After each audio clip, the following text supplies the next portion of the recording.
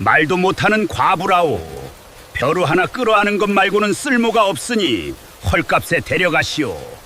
그 말이 떨어지자 저작거리 사람들의 웃음이 흙먼지처럼 낮게 번졌어요.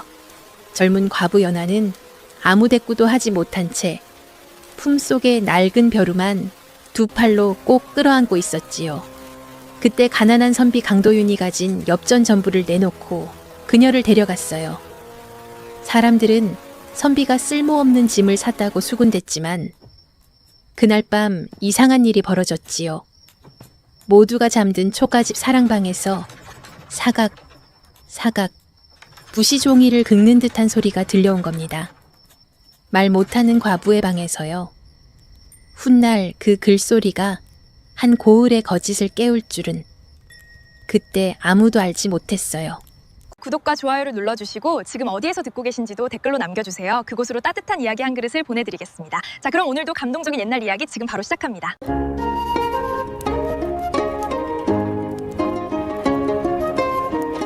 청연 고을 아래쪽에는 버드나무가 유난히 많은 마을이 하나 있었어요. 사람들은 그곳을 버들마을이라 불렀지요. 봄이면 내게 물오른 가지가 길게 늘어지고 여름이면 그늘이 깊어 나그네들이 잠시 쉬어가곤 했어요. 하지만 그 고을의 장날은 늘 그렇게 평화롭지만은 않았습니다.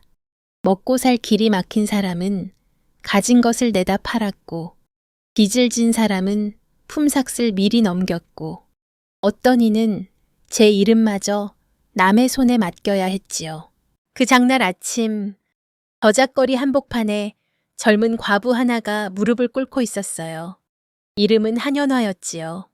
나이는 28.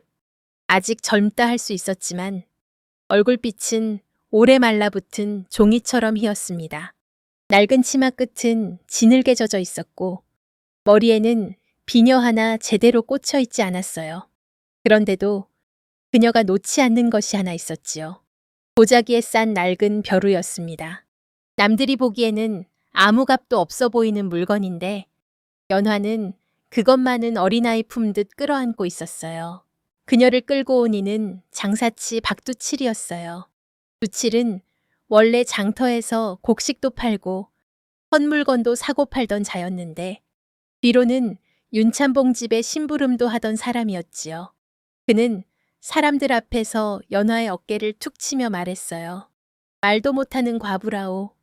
밥만 축내는 입이지 어디 쓸 데가 있겠소. 그 말에 몇몇은 혀를 찾고 몇몇은 고개를 돌렸고 몇몇은 모른 척 웃었어요. 가엾다는 마음이 있어도 장터 사람들은 남의 불행 앞에서 오래 머물러 주지 않는 법이었거든요. 연화는 아무 말도 하지 않았습니다. 아니, 하지 못했지요. 입술은 조금 떨렸지만 소리는 나오지 않았어요. 누군가 정말 번거리요 하고 묻자 박두칠은 기다렸다는 듯이 더 크게 웃었습니다. 아니면 왜 이리 값이 싸겠소. 이 여인이 할 줄 아는 거라곤 벼루 하나 끌어안고 밤새 눈 뜨고 앉아있는 일뿐이요. 그 순간 연화의 손가락이 보자기 끈을 더 세게 움켜쥐었어요. 벼루 모서리가 천을 뚫고 손바닥을 눌렀지만 그녀는 놓지 않았지요. 사람들 뒤편에서 그 모습을 보고 있던 선비가 하나 있었습니다. 이름은 강도윤이었어요. 몰락한 양반가의 아들이라 했지만 지금은 낡은 도포 하나에 책 몇 권을 품고 다니는 가난한 선비였지요. 버들마을 끝 초가집에 홀로 살며 아이들을 모아 글을 가르치려 했으나 아직 서당이라 부르기에도 민망한 작은 사랑방 하나뿐이었습니다. 먹고 살 형편이 넉넉하지 못했기에 그는 장터에 나온 보리쌀 값도 몇 번이나 헤아리는 사람이었어요. 그런데 이상하게도 도윤은 그 자리를 떠나지 못했습니다. 처음에는 그저 불쌍해서였지요. 그러나 곧 그의 눈은 연화가 끌어안은 벼루로 갔어요. 낡았지만 함부로 다룬 물건은 아니었습니다. 가장자리는 닳았고 먹물이 오래 배어 있었지만 누군가 오랜 세월 깨끗이 닦고 아껴온 흔적이 있었지요. 말 못하는 과부가 왜 저 벼루마는 목숨처럼 붙들고 있을까? 도유는 그 생각이 자꾸 마음에 걸렸어요. 박두칠은 사람들을 둘러보며 값을 낮추기 시작했습니다. 처음에는 쌀 2가마라 하더니 아무도 나서지 않자 1가마라 했고 끝내는 엽전 몇 꾸러미면 된다고 했지요. 그 말이 내려갈수록 연화의 고개도 조금씩 더 숙여졌어요. 사람에게 값이 매겨진다는 것, 그것도 쓸모없다는 말과 함께 깎여 내려간다는 것. 그 아픔은 입으로 울 수 있는 사람에게도 견디기 어려운 일인데 연화는 울음소리조차 내지 못했습니다. 그때 도윤이 앞으로 걸어 나왔어요. 그의 손에는 얇은 엽전 꾸러미 하나가 들려 있었습니다. 사실 그 돈은 보리쌀과 등장 이름을 사려던 돈이었지요. 며칠을 아껴 모은 전부였습니다. 박두칠은 도윤을 위아래로 훑어보더니 코웃음을 쳤어요. 선비 양반, 이걸 데려가 무엇에 쓰시려오. 말도 못하고 일도 굼뜨고 밤에는 잠도 제대로 안 잔다 들었소. 도윤은 잠시 연화를 바라보다가 조용히 대답했지요. 사람을 어디에 쓰려고 데려가는 것은 아니오. 비 맞는 사람을 처마 밑으로 들이는 것뿐이오. 그 말에 장터가 잠깐 조용해졌어요. 대단한 말도 아니고 세상을 뒤집을 말도 아니었지만 연화의 어깨가 아주 조금 흔들렸지요. 아마 그날 처음으로 자신을 물건이 아니라 사람으로 부르는 소리를 들은 까닭이었을 겁니다. 그러나 그녀는 도윤을 올려다보지 않았어요. 그저 벼루를 끌어안은 손을 조금 풀었다가 다시 꼭 잡았을 뿐입니다. 박두칠은 엽전을 세어보더니 못마땅한 얼굴로 고개를 끄덕였습니다. 좋소, 가져가시오. 다만 나중에 무슨 일이 생겨도 내게 묻지 마시오. 그 말은 이상했어요. 마치 연화를 넘기는 것이 아니라 어떤 골칫거리와 비밀을 함께 밀어내는 듯한 말투였지요. 도윤은 그때 그 말의 뜻을 알지 못했습니다. 장터 사람들도 마찬가지였어요. 다만 연화만이 그 말을 듣는 순간 입술 끝이 하얗게 질렸습니다. 도윤은 연화에게 손을 내밀었지만 그녀는 그 손을 잡지 않았어요. 대신 스스로 천천히 일어났지요. 진흙 묻은 치마를 털지도 못한 채 품속의 벼루를 먼저 확인했습니다.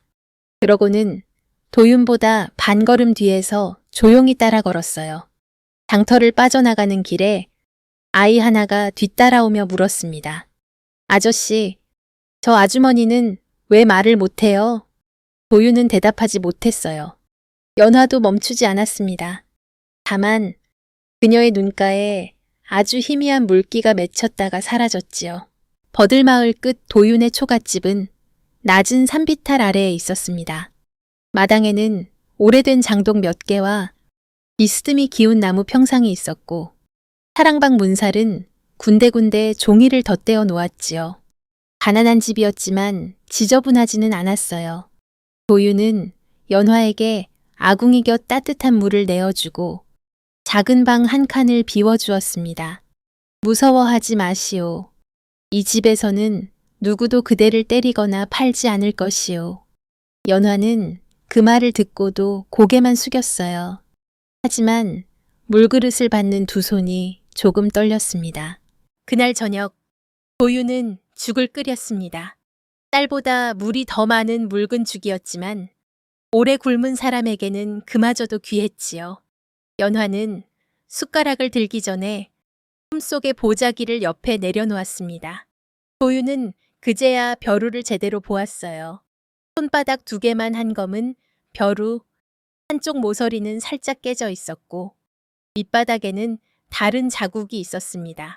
이상하게도 그 물건은 오래된 슬픔을 품은 것처럼 보였어요. 밤이 깊었습니다. 밖에서는 버들가지가 바람에 스치는 소리가 났고 멀리 개 짖는 소리가 한두 번 들렸지요. 도윤은 사랑방에 누웠지만 잠이 쉽게 오지 않았어요. 장터에서 들었던 박두칠의 말이 자꾸 귓가에 맴돌았거든요. 나중에 무슨 일이 생겨도 내게 묻지 마시오. 그 말은 장사치의 책임 회피처럼 들리면서도 어딘가 겁을 먹은 사람의 말 같기도 했습니다. 그러던 한밤중이었어요. 도유는 희미한 소리에 눈을 떴습니다. 처음에는 바람 소리인 줄 알았지요. 그런데 다시 들어보니 달랐어요. 타각, 타각. 마른 종이 위를 붓끝이 지나가는 소리였습니다. 아주 조심스럽고 아주 끈질긴 소리였어요. 도유는 숨을 죽인 채 귀를 기울였습니다. 소리는 연화에게 내어준 작은 방 쪽에서 들려왔지요. 말 못하는 과부의 방에서 밤마다 누군가 글을 쓰고 있었습니다. 그리고 그 소리는 이상하게도 울음보다 더 서러웠어요. 그 소리를 들은 뒤로 도유는 한동안 움직이지 못했어요. 깊은 밤, 초가집 안은 조용했고 바깥의 버들가지도 잠시 숨을 죽인 듯 했지요. 그런데 작은 방 안에서는 타각, 타각, 붓끝이 종이를 스치는 소리만 가늘게 이어졌습니다.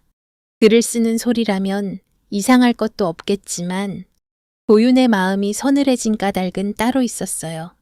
장터에서 모든 사람이 벙거리라 부르던 그 여인이 누구보다도 또렷한 손으로 무언가를 적고 있다는 사실 때문이었지요. 도윤은 문을 열지 않았습니다. 묻고 싶은 마음이 없어서가 아니었어요. 오히려 너무 많았지요.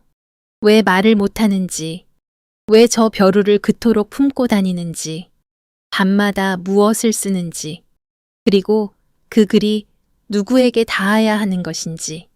하지만 그는 그날 밤만큼은 기다리기로 했습니다. 사람이 가진 상처란 억지로 들추면 더 깊이 숨어버리는 법이니까요. 도유는 다시 자리에 누웠지만 잠은 오지 않았습니다. 그 사각거리는 소리가 마치 누군가의 작은 숨처럼 밤새 이어졌거든요. 새벽이 밝아올 무렵 연화의 방문이 조용히 열렸어요. 그녀는 아무 일도 없었다는 듯이 마당으로 나와 장독대 곁을 쓸고 아궁이에 불씨를 살렸습니다. 손놀림은 느렸지만 흐트러짐이 없었지요. 물을 길어오고 부엌에 남은 보리쌀을 씻고 낡은 행주를 빨아 널었습니다. 말이 없으니 사람들은 그녀를 굼뜨다 여겼겠지만 가만히 보면 그녀는 무엇 하나 함부로 하지 않았어요.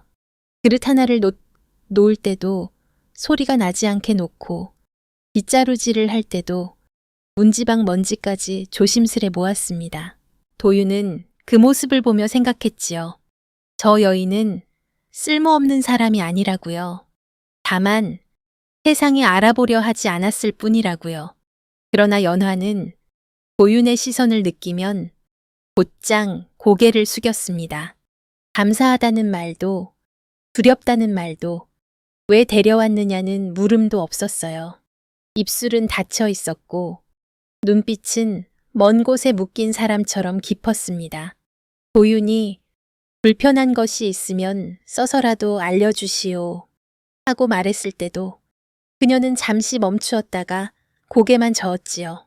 그날 낮 도윤은 일부러 사랑방 한쪽에 낡은 종이 몇 장과 몽당붓 하나를 놓아두었습니다. 말로 묻지 않고 길만 열어둔 셈이었지요. 연화는 그것을 보았지만 손대지 않았어요. 부엌을 정리하고 마당을 쓸고 저녁 죽을 뜨는 내내 그 종이 곁을 지나치기만 했습니다. 그런데 밤이 다시 깊어지자 도유는 또 그 소리를 들었어요. 이번에도 사각, 사각. 다만 어젯밤보다 더 조심스러웠고 마치 누가 들을까 두려워하는 소리였지요.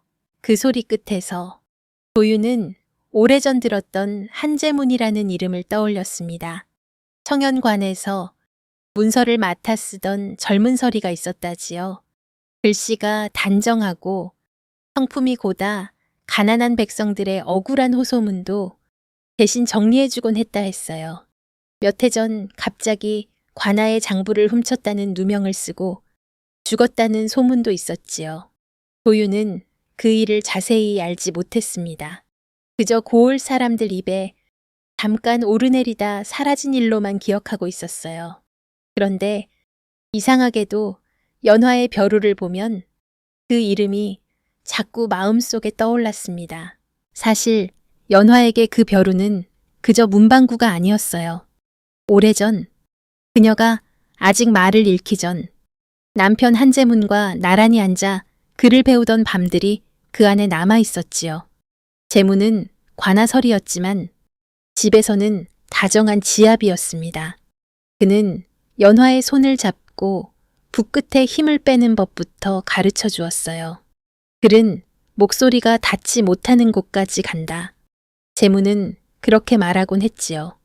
연화가 웃으며 그럼 제 글도 먼 데까지 갈까요? 하고 물으면 그는 벼루에 먹을 갈며 대답했어요. 그럼 마음이 곧으면 글도 길을 잃지 않는다. 그때의 연화는 번거리가 아니었습니다. 노래를 잘하는 여인은 아니었지만 웃음소리가 작고 맑았어요. 말도 많지 않았으나 묻는 말에는 또렷이 대답했고 가난한 살림에도 남편의 붓과 종이만은 깨끗이 챙겨두었습니다. 두 사람이 가진 것은 많지 않았지만 밤마다 작은 등잔 아래서 함께 글자를 익히는 시간이 있었지요. 대문이 장부를 베꼈으면 연화는 그 옆에서 천자문을 따라 썼고 잘못 쓴 글자를 보면 대문이 손등으로 살짝 고쳐주었습니다. 그때마다 벼루 위에 둥글게 고인 먹물은 조용한 달빛처럼 깊었어요. 그러나 그런 밤은 오래가지 못했습니다. 윤참봉 집안의 토지 문서가 관에 오르내리기 시작하면서부터였지요. 윤참봉은 청연 고을의 향반으로 겉으로는 점잖은 체면을 지켰지만 속으로는 남의 논과 밭을 제 손에 넣는 일에 밝은 사람이었어요. 그는 가난한 농가의 문맹을 이용해 문서를 바꾸고 죽은 사람 이름을 빌려 장부를 꾸미려 했습니다. 재무는 그 문서의 글씨가 수상하다는 것을 알아보았고 몇 차례나 다시 확인하자고 했어요. 그때부터 윤참봉의 눈밖에 나기 시작했지요. 연화가 잊지 못하는 밤은 비가 몹시 오던 밤이었습니다. 재무는 젖은 옷자락으로 집에 돌아와 벼루 밑을 만지작거리며 말했어요. 연화야, 혹여 내가 돌아오지 못하는 날이 오거든 이 벼루를 지켜라. 연화는 그 말이 무서워 왜 그러느냐고 물었지만 재무는 자세히 말하지 못했습니다. 다만 작은 종이 조각 하나를 접어 벼루 밑 어딘가에 밀어 넣었지요. 그리고 연화의 두 손을 감싸며 다시 말했어요. 글은 목소리가 닿지 못하는 곳까지 간다. 그러니 이걸 잃지 마라. 그 다음 날 대문은 관아장부를 훔쳤다는 죄목으로 끌려갔고 며칠 뒤 차가운 시신이 되어 돌아왔습니다. 사람들은 그가 죄를 부끄러워해 스스로 목숨을 끊었다고 수군댔지만 연화는 믿지 않았어요. 남편의 손끝에 남은 먹물 자국, 찢어진 소매, 그리고 마지막으로 보았던 겁먹은 눈빛이 자꾸 떠올랐거든요. 연화가 관아로 달려가 억울함을 말하려던 날, 윤참봉은 사람 없는 골목에서 그녀를 막아섰습니다. 그리고 낮은 목소리로 말했지요. 말 못하는 계집의 글을 누가 믿겠느냐. 말하면 내 지압이 곁으로 보내주마. 그 말이 연화의 목을 막아버렸습니다. 처음에는 무서워서 소리가 나오지 않았고 그 다음에는 아무리 입을 열어도 말이 되지 않았어요. 목 안쪽 어딘가에 뜨거운 돌이 박힌 듯 했습니다. 그렇게 며칠, 몇 달이 지나자 사람들은 그녀를 번거리라 불렀지요. 누구도 왜 말을 잃었는지 묻지 않았습니다. 과부가 된 젊은 여인에게 세상은 늘 짧은 이름 하나를 던지고 지나갈 뿐이었어요. 불쌍하다, 재수 없다, 말 못한다, 쓸모 없다. 그 말들이 그녀의 이름을 대신했지요. 도윤의 초가집에 온 뒤에도 연화는 그 기억에서 완전히 벗어나지 못했습니다. 그러나 이상하게도 이 집에는 그녀를 다그치는 손이 없었어요. 도윤은 묻고 싶어도 오래 기다렸고 밥상 앞에서는 그녀가 먼저 숟가락을 들 때까지 재촉하지 않았습니다. 장터에서 자신을 사온 사람이었지만 적어도 그는 자신을 물건처럼 부르지는 않았지요. 연화는 그 작은 차이를 느꼈습니다. 그래서였을까요? 그녀는 사흘째 밤 도윤이 놓아둔 종이 앞에 처음으로 앉았습니다. 먹을 까는 손은 떨렸어요. 벼루에 물을 조금 붓고 먹을 둥글게 돌리자 오래된 향이 희미하게 올라왔습니다. 그것은 남편의 방냄새이기도 했고 잃어버린 자신의 목소리 같기도 했어요. 연화는 붓을 들고 한참을 망설이다가 종이에 두 글자를 적었습니다. 제문. 쓰고 나서 곧바로 손으로 덮었지요. 누군가 그 이름을 보기만 해도 불행이 다시 닥칠 것 같았거든요. 하지만 이미 늦었습니다. 문 밖에서 물러서던 도윤이 그 마지막 획을 희미하게 본 것이지요.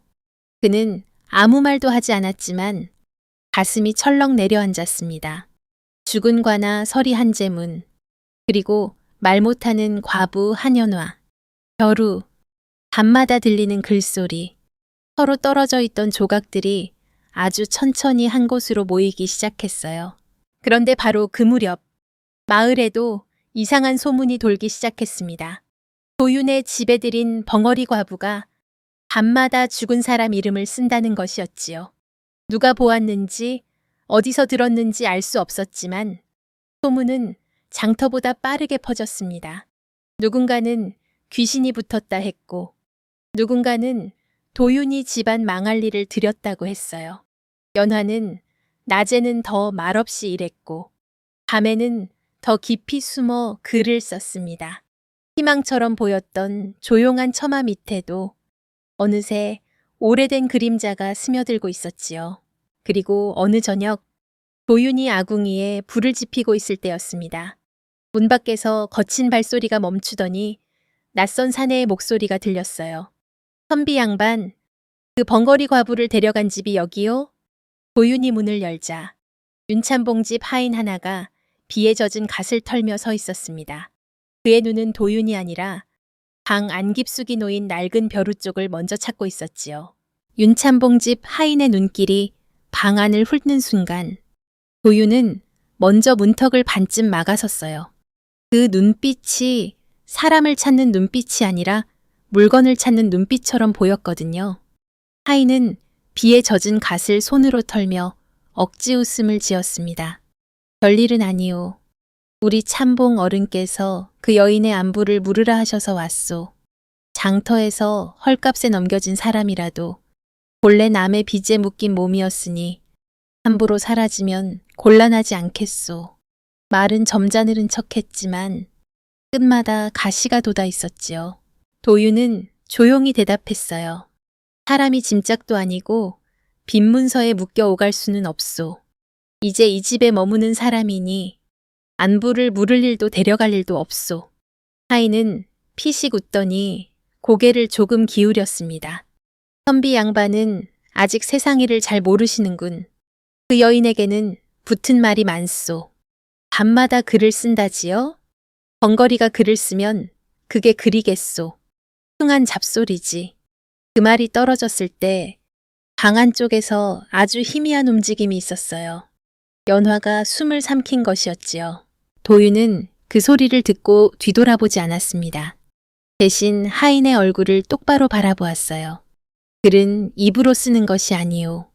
짧은 말이었지만 그 말에 하인은 잠시 입을 다물었습니다. 그러고는 마당을 한번 둘러보더니 낮게 말했지요. 참봉 어른께 전하겠소. 다만 조심하시오. 그 여인을 들인 뒤로 이 집에 이상한 소리가 난다 하니 동네 소문도 가볍게 볼 일은 아니오. 하인은 그렇게 말하고 돌아섰지만 대문 밖으로 나가면서도 몇 번이나 방 안을 돌아보았습니다. 그 시선 끝에는 역시 연화가 아니라 벼루가 있었어요. 그날 밤 연화는 오래도록 방 안에서 나오지 않았습니다. 도윤은 하인이 돌아간 뒤에도 마음이 가라앉지 않았어요. 윤참봉 집에서 왜 연화를 찾는 걸까? 빚값으로 넘겼다면 끝난 일일 텐데 어째서 뒤늦게 안부를 묻는다는 핑계로 사람을 보내는 걸까? 더 이상한 것은 하인의 눈이었지요. 사람의 얼굴도 보기 전에 벼루를 찾던 눈. 그 낡은 물건 안에 무언가 있다는 듯한 눈빛이었습니다. 도윤은 다음 날 아침 마당 한쪽 젖은 흙바닥에 나뭇가지로 글자를 하나 적었습니다. 왜? 연화는 물동이를 들고 나오다가 그 글자를 보았어요. 순간 그녀의 걸음이 멈추었지요. 도윤은 아무 말도 하지 않았습니다. 재촉하지도 않았어요. 다만 나뭇가지를 옆에 놓아두고 조금 물러섰습니다. 연화는 한참을 서 있다가 천천히 몸을 낮췄어요. 그리고 떨리는 손으로 그 아래에 짧은 글자를 적었습니다. 무서워서. 그 두 글자를 본 도윤의 마음이 조용히 내려앉았습니다. 무서워서. 그것은 어떤 일의 전부를 말해주지는 않았지만 아무것도 아니라는 말보다 훨씬 깊은 대답이었지요. 도윤은 다시 흙바닥에 적었습니다. 누가? 연화의 손끝은 오래 멈춰 있었습니다. 마당 끝 장독대 위로 아침 햇빛이 비쳤고 아궁이의 연기는 낮게 흘렀어요. 그녀는 끝내 이름을 쓰지 못했습니다. 대신 보자기 속 벼루를 품에 끌어안았지요. 그 몸짓 하나만으로도 도윤은 알 것 같았습니다. 두려움의 이름이 저 벼루와 붙어 있다는 것을요. 그날부터 도윤과 연화 사이에는 말없는 문답이 생겼습니다. 종이를 많이 쓰기에는 살림이 궁해, 때로는 흙바닥에 쓰고, 때로는 아궁이 제 위에 쓰고, 때로는 헌종이 뒷면에 몇 글자씩 남겼지요. 도윤이 먹을 줄 아시오? 하고 쓰면 연화는 조금이라고 적었습니다. 그러나 그 조금이라는 말은 겸손이었어요. 연화의 글씨는 숨을 죽이고 쓴 글인데도 획이 흐트러지지 않았습니다. 가늘고 단정했으며 마지막 힘을 모아 세운 듯한 기운이 있었지요. 도윤은 어느 날 그녀가 버린 종이 조각을 우연히 보게 되었습니다. 버렸다기보다 찢어 감추려다 아궁이 곁에 떨어뜨린 것이었지요. 거기에는 한재문이라는 이름이 적혀 있었고 그 아래에 미완성 문장 하나가 있었습니다. 그날 밤 장부는 거기서 글은 끊겨 있었어요. 도윤은 종이를 손에 들고 한참 바라보았습니다. 묻고 싶었지만 이번에도 바로 묻지 않았지요. 다만 마음속에서 오래된 소문 하나가 더 선명해졌습니다. 관아 장부를 훔쳤다던 젊은 설이 억울하게 죽었다는 말이 돌다 사라진 사람. 그 이름이 바로 한재문이었으니까요. 연화는 그 종이, 조각이 도윤 손에 있는 것을 보고 얼굴이 하얗게 질렸습니다. 숨이 막힌 사람처럼 한 걸음 물러섰고 곧장 품속의 벼루를 찾았지요. 도윤은 얼른 종이를 내려놓고 말했어요. 빼앗지 않겠소. 묻지 않겠다는 말은 못하겠지만 억지로 빼앗지는 않겠소. 연화의 눈이 흔들렸습니다. 어쩌면 그녀는 그 말을 믿고 싶었을 거예요. 하지만 오래 도망친 사람은 다정한 말 앞에서도 먼저 숨을 곳을 찾는 법이지요. 며칠 뒤 도윤은 사랑방에 작은 서한을 놓고 연화에게 먹을 가라도 좋다고 손짓했습니다. 연화는 한참 망설이다가 벼루를 보자기에서 꺼냈어요. 그때 도윤은 처음으로 그 벼루를 가까이 보게 되었습니다. 먹물이 오래 배어 검게 윤이 났고 한쪽 모서리에는 작은 금이가 있었지요. 그런데 연화가 벼루를 내려놓는 순간 밑바닥이 살짝 들리는 것처럼 보였습니다. 아주 잠깐이었어요. 도윤이 다시 보려 하자 연화가 벼루를 급히 끌어당겼습니다. 도윤은 놀라지 않은 척했지만 마음속으로는 분명히 느꼈습니다.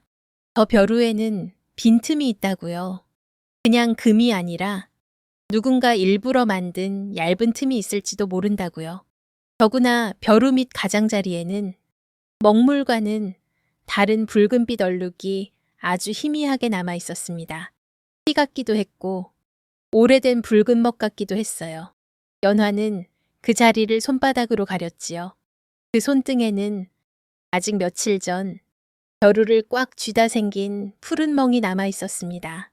그 무렵 장터 소문은 더욱 거칠어졌습니다. 번거리 과부가 밤마다 죽은 남편의 이름을 쓰고 그 글을 본 사람에게 화가 닥친다는 말까지 돌았어요. 말이란 참 이상해서 아무도 본 사람이 없는데도 본 사람보다 더 자세히 떠들곤 하지요. 마을 안악들은 우물가에서 도윤의 집 쪽을 흘끔거렸고 아이들은 담장 밖에서 글 쓰는 귀신이라며 돌멩이를 던지고 달아났습니다. 연화는 그 돌멩이가 마당에 떨어질 때마다 눈을 감았어요. 하지만 줍지는 않았습니다. 아무 일도 아닌 듯 빗자루를 들고 조용히 쓸어냈지요. 도윤은 그런 연화를 보며 속이 탔습니다.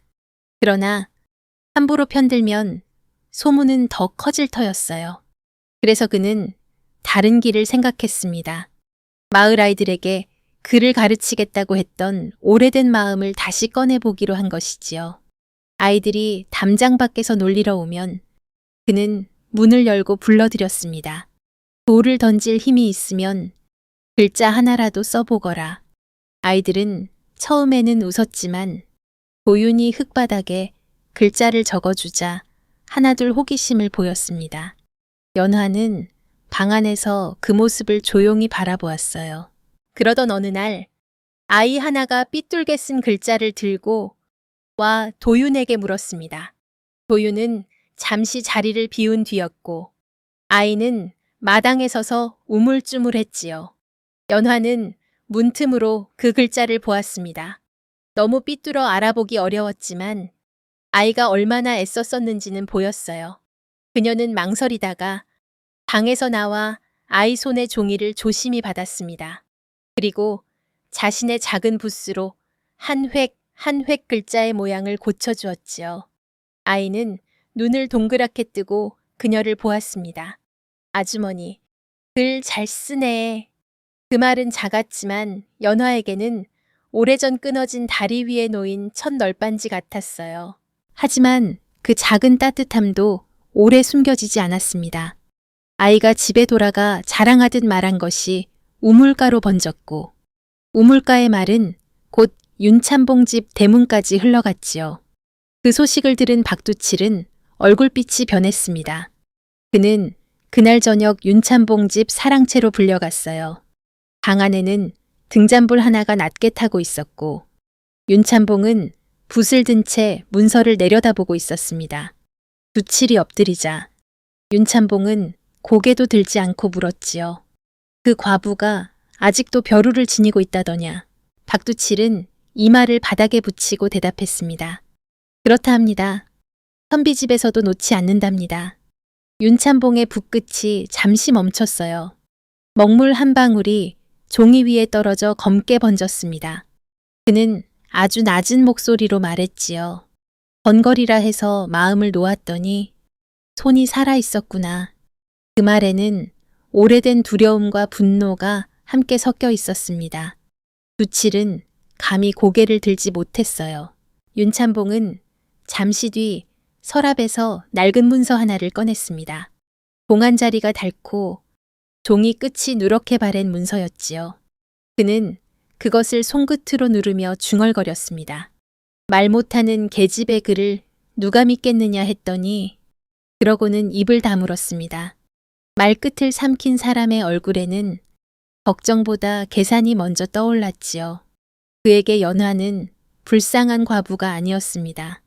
아직 태우지 못한 불씨였고 언제든 제 집안의 곳간과 체면을 태울 수 있는 위험한 잿불이었어요. 그 다음 날 해질 무렵 버들마을 길목에 낯선 사내 둘이 나타났습니다. 둘 다 윤참봉 집에서 심부름을 하던 하인들이었지요. 그들은 곧장 도윤의 초갓집으로 오지 않고 먼저 우물가와 장터 어귀를 돌며 말을 뿌렸습니다. 번거리 과부가 죽은 사람의 혼을 불러 글을 쓴다더라. 그 과부가 있는 집은 곧 관에서 살피게 될 거라더라. 선비 강도윤도 그 일에 휘말리면 글길이 막힐 거라더라. 소문은 저녁 연기처럼 낮게 퍼져나갔고 사람들의 눈빛은 점점 더 차가워졌어요. 그날 밤 도윤은 연화에게 종이를 내밀었습니다. 이제는 말해주어야 하오. 그들이 무엇을 두려워하는지 연화는 오래도록 붓을 들지 못했습니다. 손끝이 떨렸고 숨도 고르지 않았어요. 마침내 그녀는 한 글자씩 적기 시작했습니다. 당부, 그리고 조금 떨어진 곳에 또 적었습니다. 대문, 거기까지 쓰고는 눈을 감았지요. 도유는 조용히 기다렸습니다. 연화는 다시 붓을 들었어요. 이번에는 더 힘겹게, 마치 손이 아니라 피로 쓰듯 글자를 이어갔습니다. 벼루 안, 바로 그때였습니다. 대문 밖에서 굵은 발소리가 멈췄어요. 이어 거친 손이 문고리를 잡아 흔들었습니다. 강선비 문 여시오. 윤참봉 어른의 뜻을 전하러 왔소. 연화는 붓을 떨어뜨렸고 그 붓 끝에서 먹물이 번졌습니다. 도유는 그녀가 적담한 세 글자, 벼루안, 그 글자를 보며 천천히 일어났지요. 이제 그들이 찾는 것이 연화만은 아니라는 사실이 분명해지고 있었습니다. 대문이 흔들리는 소리는 밤 공기를 찢듯 거칠었어요. 소가집 벽에 걸린 작은 등잔불도 그 소리에 놀란 듯 한 번 크게 흔들렸지요. 연화는 떨어뜨린 붓을 줍지도 못하고 무릎 앞에 종이만 바라보고 있었습니다. 방금 적은 글자, 벼루안, 그 세 글자가 너무 크게 보였어요. 마치 방 안에 있던 비밀이 그 글자를 통해 밖으로 새어나간 것만 같았지요. 도유는 먼저 종이를 접어 서한 밑에 밀어 넣었습니다. 그리고 연화 쪽을 보며 아주 낮게 말했어요. 아무것도 내주지 마시오. 연화는 대답하지 못했습니다. 하지만 그녀의 두 팔은 이미 벼루를 품으로 끌어안고 있었지요. 저작거리에서 헐값이라 불릴 때도, 비 맞은 길을 따라올 때도, 이 집의 작은 방에 처음 들어왔을 때도 그랬습니다. 그녀에게 그 벼루는 물건이 아니라 남편의 마지막 숨이었고 자신이 아직 완전히 지워지지 않았다는 증거였어요. 문 밖에서는 다시 목소리가 들렸습니다. 문 열라 했소. 참봉 어른께서 그 여인을 다시 살피겠다 하셨소. 도유는 대문으로 나가 빗장을 반쯤 열었습니다. 밖에는 윤참봉 집 하인 둘이 서 있었어요. 지난번 왔던 자보다 더 거칠어 보이는 사내들이었지요. 하나는 굵은 몽둥이를 짚고 있었고 다른 하나는 기름종이에 싼 문서처럼 보이는 것을 품고 있었습니다. 그들은 도윤을 선비라 부르면서도 눈빛으로는 이미 밀어낼 사람처럼 보고 있었어요. 그 여인을 내보내시오. 앞선 하인이 말했습니다. 빈 문서가 다시 확인되었소. 장터에서 오간 돈은 임시 맡김 값일 뿐이라 하오. 본래 윤참봉 댁에서 처리해야 할 사람이니 데려가겠소. 도유는 그 말이 말도 안 되는 억지라는 것을 알았습니다. 하지만 세상에는 말도 안 되는 억지도 힘 있는 집의 입에서 나오면 잠시 법처럼 굴러가는 때가 있지요. 특히 가난한 선비의 대문 앞에서는 더 그랬어요. 도유는 물러서지 않았습니다. 사람을 처리한다는 말부터 거두시오. 그리고 그 여인은 가지 않소. 하인은 코웃음을 쳤어요. 선비 양반이 글 몇 자 안다고 세상 일을 다 이길 수는 없소. 그 여인 때문에 집안이 더러워지기 전에 내보내시오. 마을에서도 흉한 소문이 자자하지 않소. 그때 뒤쪽 방 안에서 아주 작게 벼루가 바닥에 닿는 소리가 났습니다. 하인의 눈이 번쩍 움직였지요. 그는 도윤의 어깨를 밀치고 마당 안으로 들어서려 했습니다.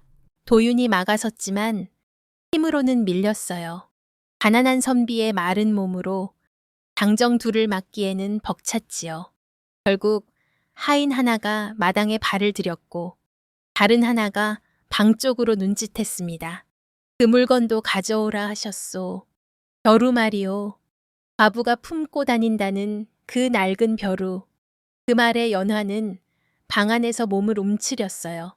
그들이 자신을 찾으러 온 것이 아니라 자신 안에 묶인 기억과 벼루 안의 비밀을 없애러 왔다는 걸 이제는 너무도 분명히 알았지요. 하인들이 방문 앞까지 다가오자 연화는 벼루를 안고 뒤로 물러났습니다. 방은 좁았고 숨을 곳도 없었어요. 벽에는 도윤이 아껴두던 낡은 책 몇 권이 쌓여 있었고 서한 위에는 아직 마르지 않은 먹물이 놓여 있었습니다. 하인이 문을 거칠게 열어젖히자 찬바람이 방 안으로 밀려들었지요. 연화의 머리카락 몇 올이 얼굴에 붙었습니다. 그녀는 소리를 지르려 했지만 목에서는 거친 숨만 새어 나왔어요. 그 벼루 내놓아라. 하인이 손을 뻗었습니다. 연화는 고개를 저었습니다. 아주 작고 단호한 몸짓이었어요. 하인은 짜증을 내며 그녀의 팔을 잡아당겼습니다. 순간 연화의 손가락이 벼루 모서리에 더 깊이 걸렸지요. 오래 닳아 무뎌진 줄 알았던 벼루 끝이 손바닥을 파고들었습니다. 피가 맺히기 시작했어요. 그러나 그녀는 놓지 않았습니다. 오히려 벼루를 가슴에 더 바짝 붙였지요. 그때 그녀의 목에서 이상한 소리가 터져 나왔습니다. 말도 아니고 울음도 아니었어요. 오래 막혀 있던 문이 안쪽에서 갈라지는 듯한 찢기고 눌린 소리였지요. 도윤은 그 소리를 듣고 방으로 뛰어 들어왔습니다. 하인의 손목을 붙잡으며 말했어요. 그만하시오. 이 집 안에서 그 여인을 다치게 하면 나도 가만히 있지 않겠소. 하지만 하인은 도윤을 밀쳐냈고 다른 하인이 벼루를 빼앗으려 손을 뻗었습니다. 짧은 실랑이 속에서 벼루가 바닥에 부딪혔어요. 쿵 하는 둔한 소리가 방 안을 울렸습니다. 연화의 얼굴이 하얗게 질렸지요. 그녀는 무릎으로 기어 벼루를 덮어 안았습니다. 손바닥에서 흐른 피가 검은 벼루 가장자리에 묻었고 마르지 않은 먹물과 섞여 붉고 검은 자국이 번졌어요. 그 모습은 마치 오래전 비 오던 밤 남편이 벼루 밑에 무언가를 숨기던 순간이 다시 살아난 것만 같았습니다. 이 미친 계집이 하인이 낮게 욕을 내뱉으며 다시 손을 들었습니다. 바로 그때 마당 밖에서 동네 사람들의 웅성거림이 들렸어요. 소문을 듣고 몰려온 이들이었습니다. 누군가는 겁먹은 얼굴로 담장 밖을 엿보았고 누군가는 역시 귀신 들린 것 아니냐고 중얼거렸지요. 도윤은 그 소리까지 듣고 더는 집안에서 버티기 어렵다는 것을 알았습니다. 이대로는 연화도 벼루도 자신도 모두 윤찬봉의 말 한마디에 휩쓸릴 터였어요. 도윤은 하인들에게 말했습니다. 좋소. 관하로 갑시다. 빈 문서가 있다면 원님 앞에서 확인하면 될 일이오. 하인들은 순간 서로를 바라보았어요. 관하라는 말에 조금 멈칫한 것이지요. 그들이 원하는 것은 조용히 빼앗아가는 일이었지. 사람들 앞에서 따져보는 일이 아니었거든요. 그러나 이미 담장 밖에 사람들이 모였고 도윤의 목소리는 의외로 단단했습니다. 하인들은 마지못해 뒤로 물러섰습니다. 좋소. 내일 아침 관에서 보시오. 그때는 선비 양반도 후회하게 될게요. 그들이 돌아간 뒤 집안은 엉망이 되어 있었습니다.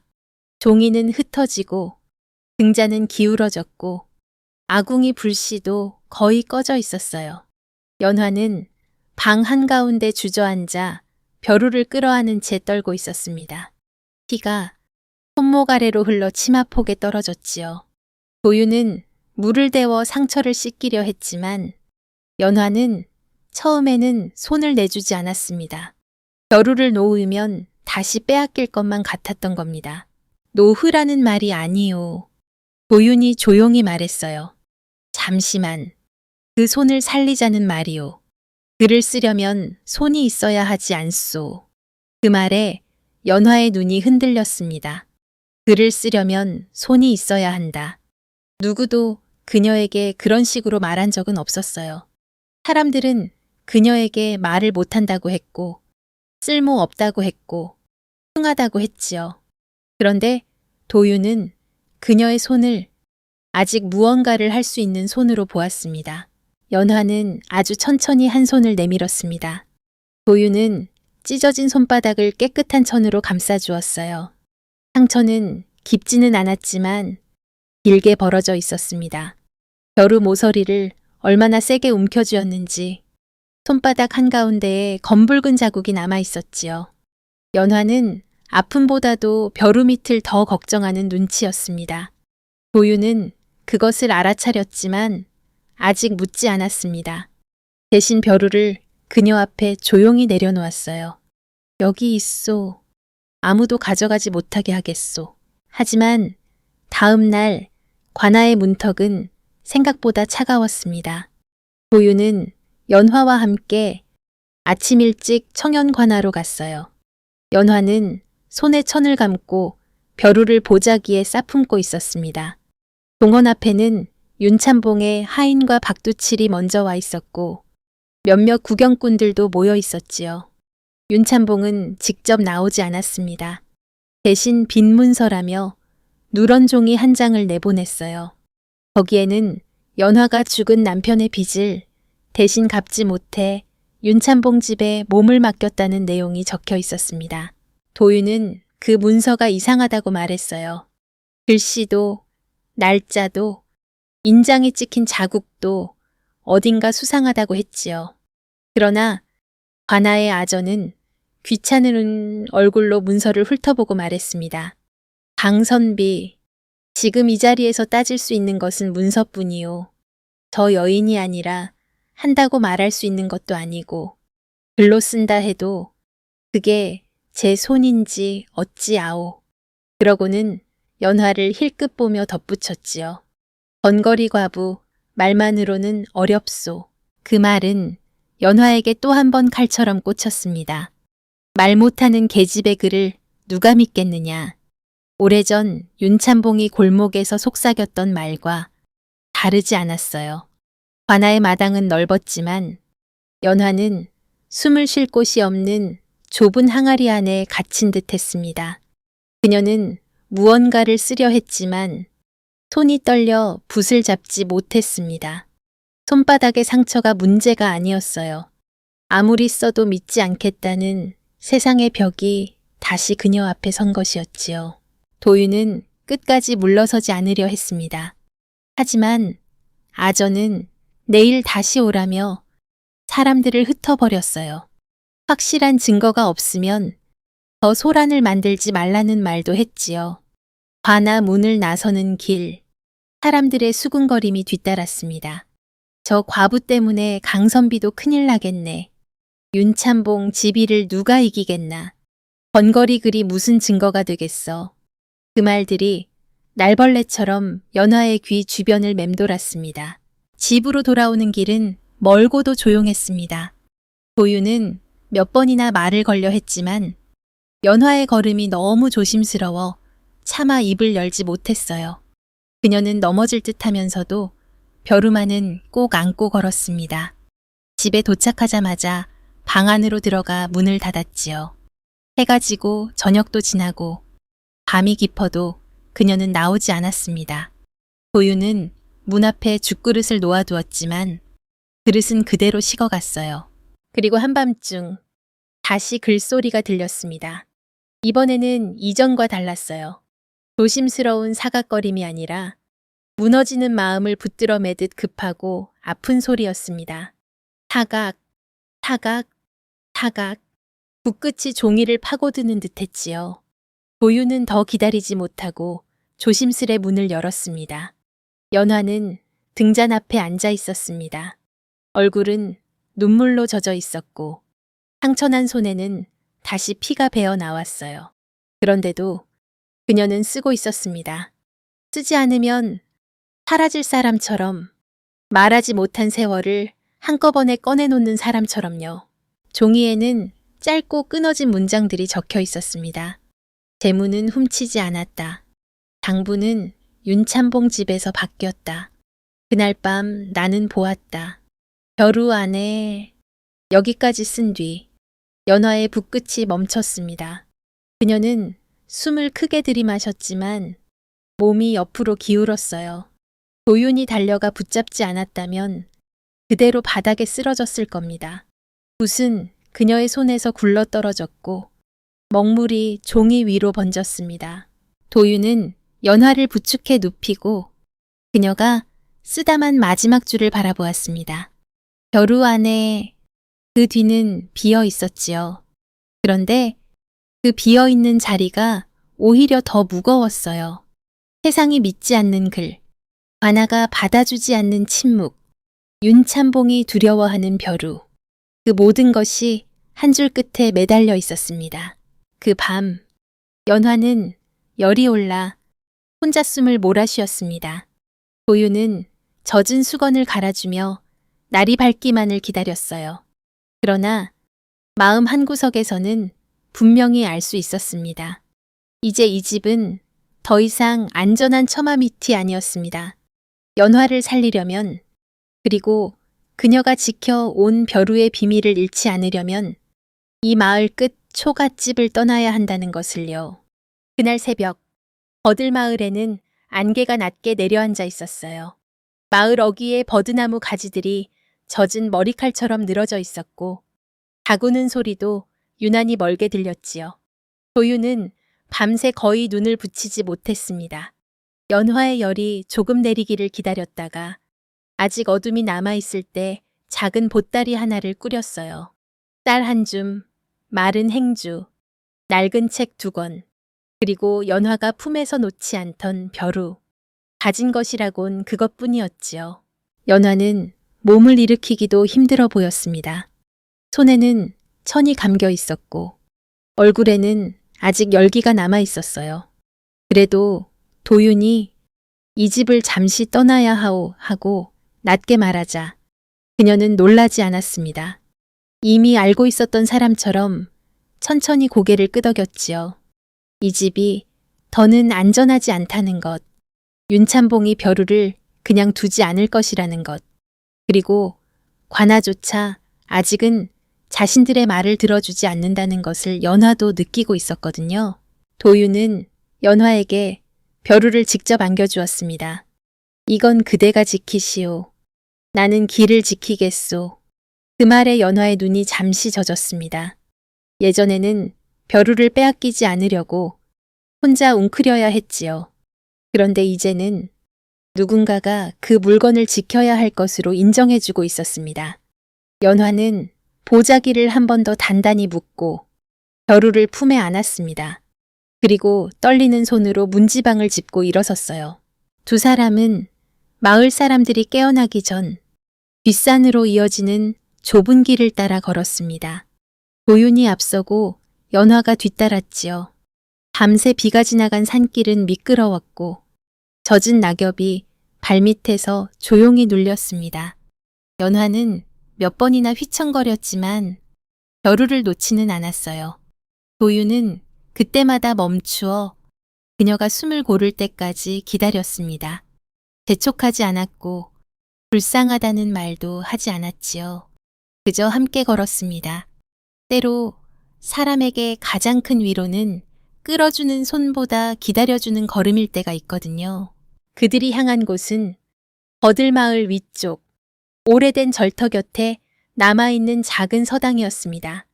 본래는 도윤의 스승이 아이들을 가르치던 곳이었으나 스승이 세상을 떠난 뒤 몇 해째 비어 있었지요. 지붕에는 이끼가 끼었고 마루는 군데군데 삐걱거렸지만 방 한 칸은 아직 비바람을 막을 만했습니다. 별은 사라졌으나 뒤편에는 깨진 석등 하나가 남아 있었고 그 옆에는 마른 샘터가 있었어요. 낮에는 쓸쓸했지만 이상하게도 밤에는 세상 소문이 닿지 못하는 조용한 품처럼 느껴지는 곳이었습니다. 도윤은 먼저 문을 열고 먼지를 털었습니다. 오래 닫혀있던 방이라 곰팡내가 조금 났지만 햇살이 들자 금세 숨통이 트였지요. 연화는 마루 끝에 앉아 한동안 산 아래 마을을 내려다보았습니다. 장터에서 모욕당하던 길, 도윤의 초갓집에서 처음 죽을 먹던 밤, 관아 마당에서 다시 벙거리라 불리던 순간들이 모두 아래쪽에 남아있는 듯했어요. 그곳을 떠나왔다고 해서 상처가 사라지는 것은 아니었습니다. 다만 상처를 꼭 끌어안고도 다른 곳으로 한 걸음 옮길 수 있다는 것. 그 사실이 연화에게는 낯설고도 두려운 일이었지요. 서당 방안을 정리하던 도윤은 낮은 책상을 하나 끌어다 놓았습니다. 그리고 조심스레 말했어요. 이곳에서는 그대가 쓰고 싶은 만큼 써도 도어. 다만 몸을 해치며 쓰지는 마시오. 연화는 그 말을 듣고 벼루를 꺼냈습니다. 어젯밤 피와 먹물이 묻은 자국이 아직 가장자리에 남아 있었어요. 그녀는 젖은 천으로 그것을 아주 천천히 닦았습니다. 피를 닦는 손길이라기보다 오래 아픈 기억을 달래는 손길 같았지요. 하지만 붉은 자국은 완전히 지워지지 않았습니다. 벼루 가장자리 어딘가에 희미하게 남아 이제 그 물건이 단순히 남편의 기억만은 아니라는 것을 말해주고 있었어요. 며칠 동안 연화는 말을 하지 않았고 글도 거의 쓰지 않았습니다. 몸이 회복되어야 했으니까요. 도유는 산 아래 약방에서 말린 약초를 조금 얻어 와다려 주었고 죽을 묽게 끓여 그녀가 먹기 쉽게 했습니다. 연화는 처음에는 숟가락을 몇 번 들다 내려놓았지만 날이 갈수록 조금씩 더 먹었어요.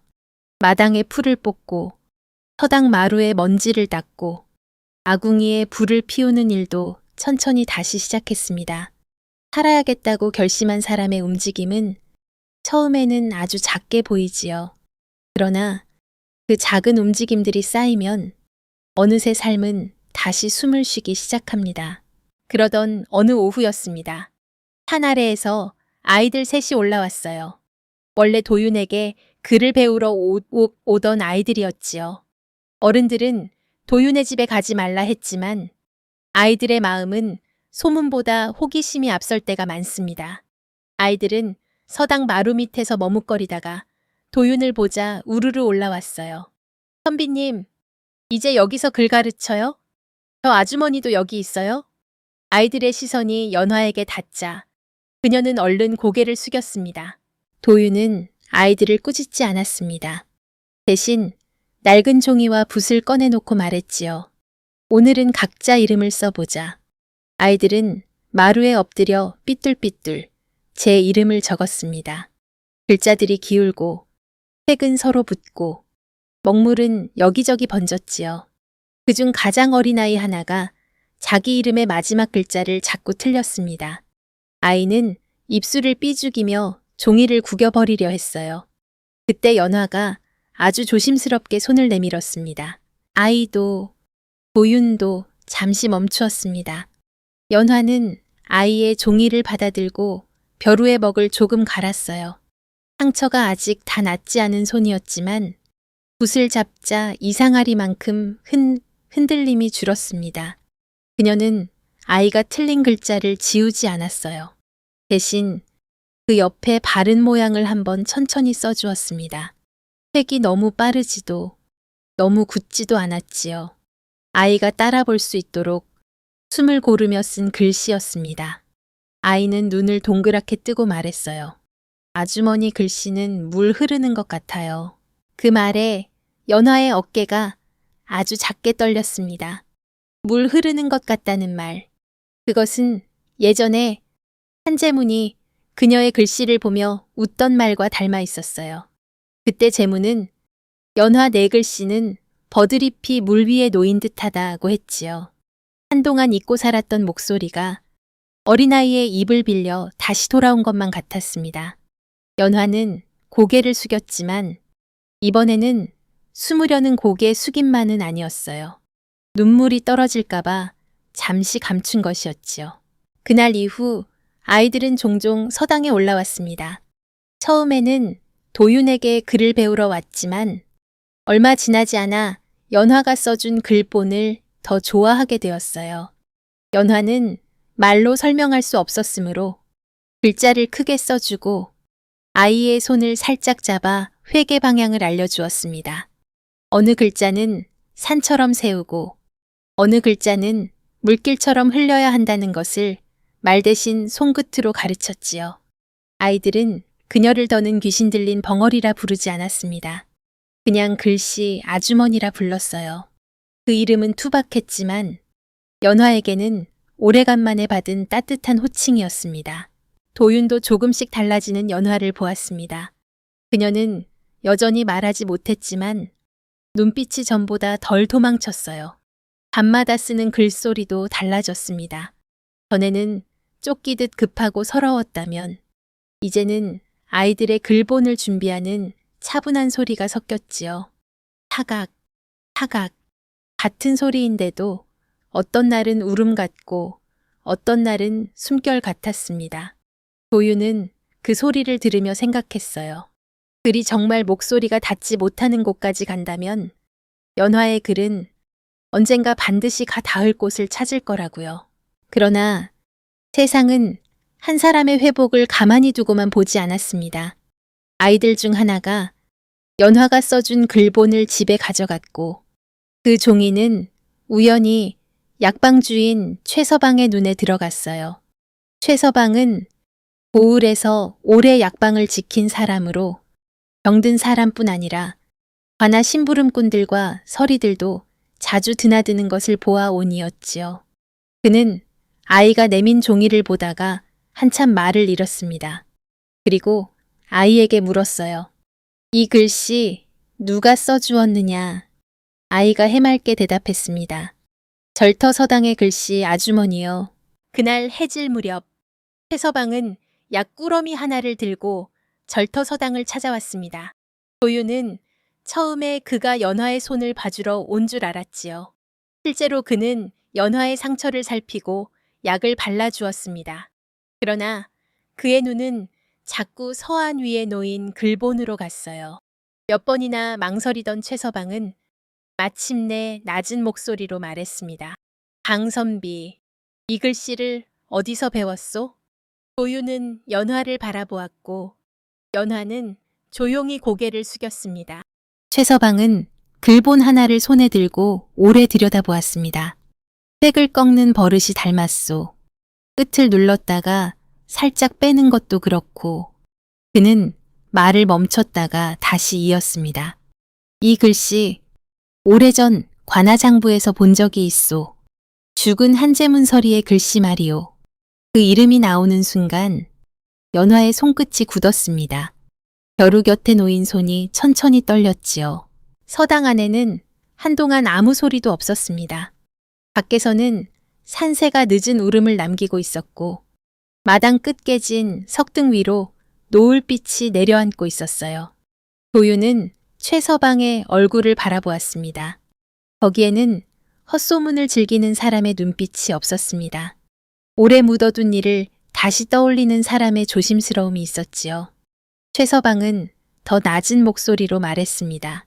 그 사람 장부를 훔칠 사람이 아니었소. 그때도 이상하다. 여긴 사람이 여럿 있었지. 다만 아무도 입을 열지 못했을 뿐이요. 연화의 눈에 오래 참았던 눈물이 차올랐습니다. 남편의 이름이 도둑이 아니라 사람으로 불린 것은 너무 오랜만이었어요. 그녀는 붓을 잡으려 했지만 손이 떨려 바로 쓰지 못했습니다. 도윤은 서두르지 않았습니다. 최서방도 재촉하지 않았어요. 잠시 뒤 연화는 종이 위에 천천히 세 글자를 적었습니다. 억울함. 그리고 그 아래에 조금 더 작게 적었지요. 벼루 안. 최서방의 얼굴이 굳었습니다. 그는 벼루를 보았고 도윤은 연화를 보았습니다. 연화는 더 쓰려다가 멈췄어요. 아직은 마음이 그 문을 완전히 열 만큼 단단해지지 못한 것이지요. 하지만 이제 혼자만 아는 비밀은 아니었습니다. 벼루 안에 무언가가 있다는 말이 처음으로 두 사람의 귀와 마음에 분명히 닿았습니다. 그날 밤 서당에는 오래간만에 따뜻한 불이 켜져 있었습니다.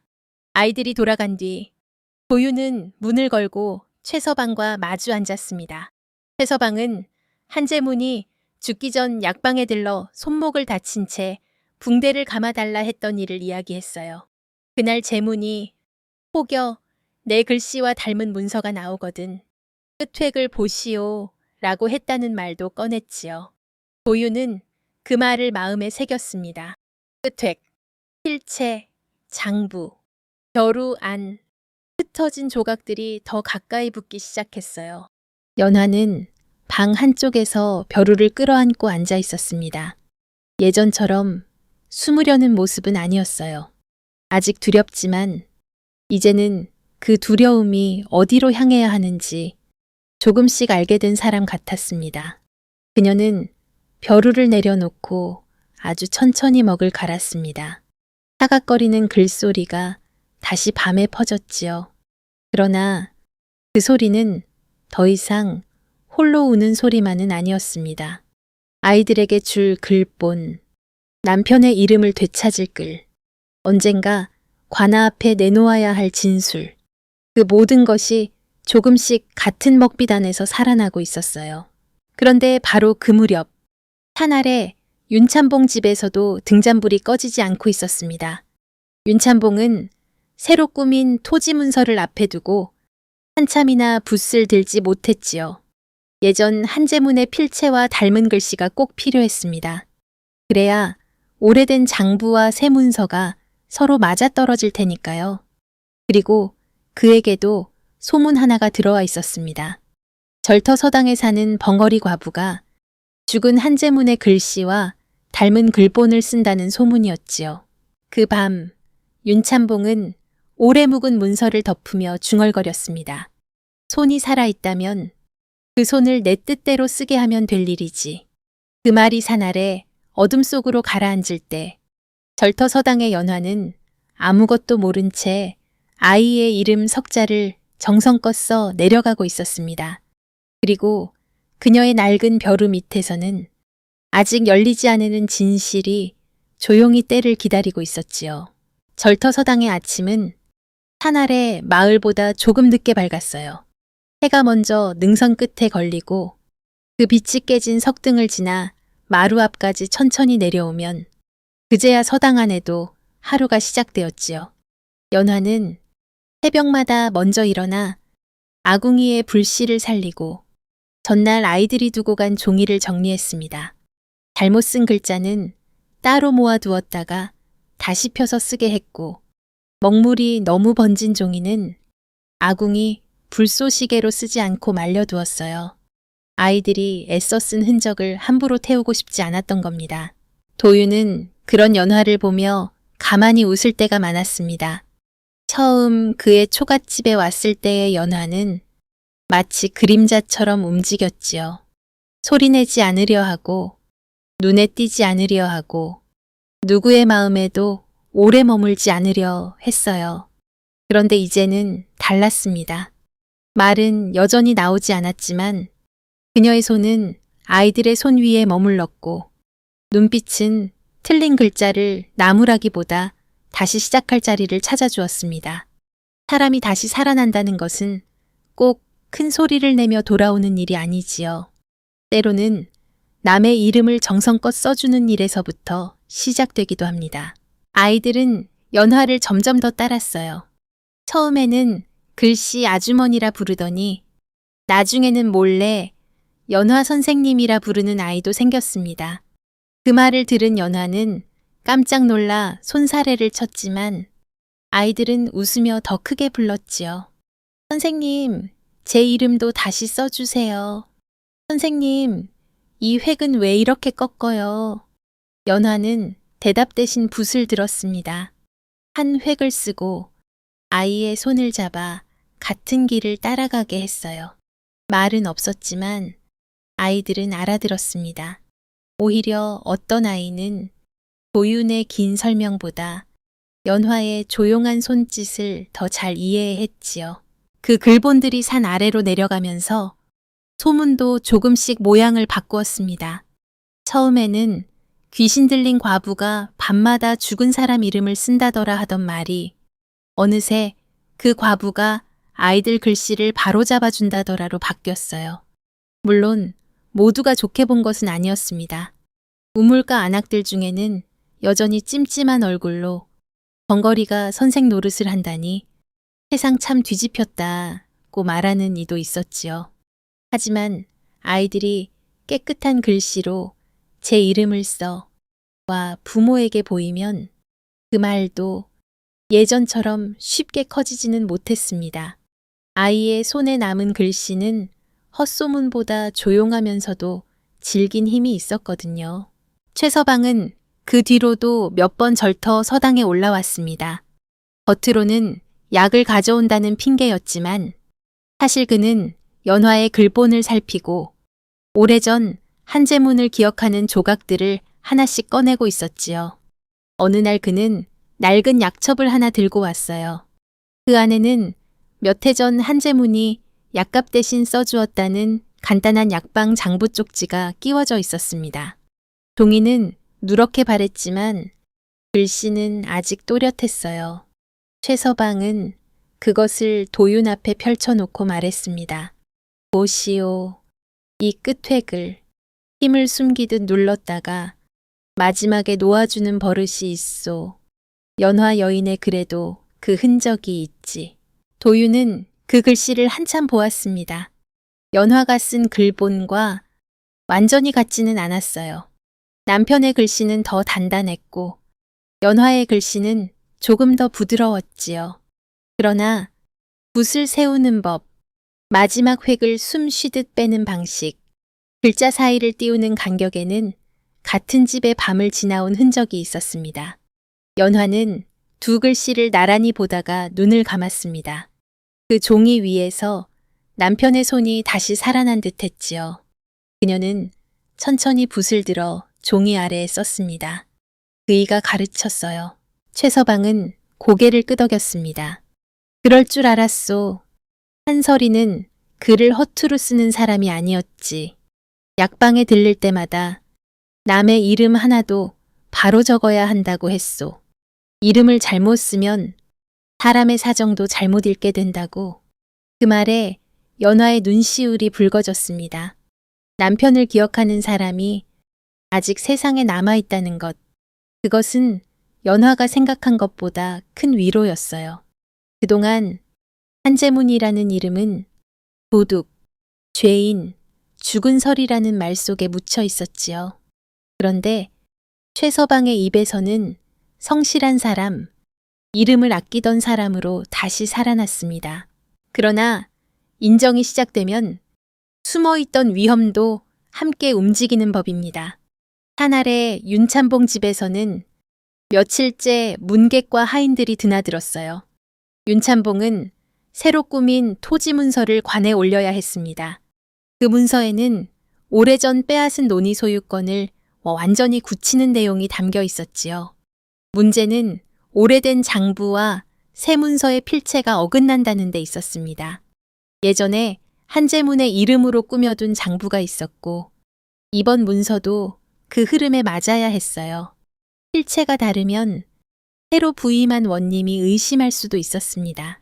윤찬봉은 처음에는 예전처럼 돈으로 서리 하나를 매수하면 된다고 생각했어요. 그러나 해원님 이성겸은 생각보다 꼼꼼한 사람이었습니다. 겉으로는 조용했지만 문서의 날짜와 인장, 글씨까지 살피는 버릇이 있었지요. 그래서 윤찬봉은 더 신중해야 했습니다. 그때 그의 귀에 들어온 것이 절터서당의 글본 소문이었어요. 죽은 한제문의 필체를 닮은 글씨를 쓰는 벙어리 과부. 윤찬봉에게 그것은 뜻밖의 위험이자 동시에 쓸모 있는 도구처럼 느껴졌습니다. 그 여인을 겁주어 글 몇 장만 쓰게 하면 된다. 윤찬봉은 박두칠에게 그렇게 말했습니다. 두칠은 눈치를 보며 고개를 숙였어요. 허나 참봉 어른, 그 선비가 곁에 있고 약방 최서방도 자주 드나든다 합니다. 윤찬봉은 차갑게 웃었지요. 가난한 선비와 약방 늙은이가 무엇을 하겠느냐. 그를 믿게 하는 것도 권세고 그를 거짓으로 만드는 것도 권세다. 그러고는 잠시 말을 멈췄다가 낮게 덧붙였습니다. 무엇보다 그 계집은 말하지 못한다. 말 못하는 계집의 글을 누가 믿겠느냐. 그 말이 다시 세상 어딘가에서 살아났다는 것을 연화는 아직 알지 못했습니다.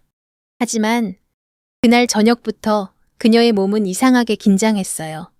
산길 아래에서 개 짖는 소리가 들릴 때마다 고개를 들었고 바람에 문풍지가 흔들려도 손이 멈췄습니다. 오래 두려움 속에 살아온 사람은 때로 위험이 오기 전부터 그 그림자를 먼저 느끼지요. 도윤도 그런 연화를 보며 마음을 놓지 못했습니다. 그래서 서당 문을 일찍 걸고 아이들을 해 지기 전에 돌려보냈습니다. 며칠 뒤 윤찬봉은 뜻밖에도 직접 절터 서당으로 올라왔어요. 비단 두루마기에 점잖은 갓을 쓰고 하인두를 뒤에 세운 채였습니다.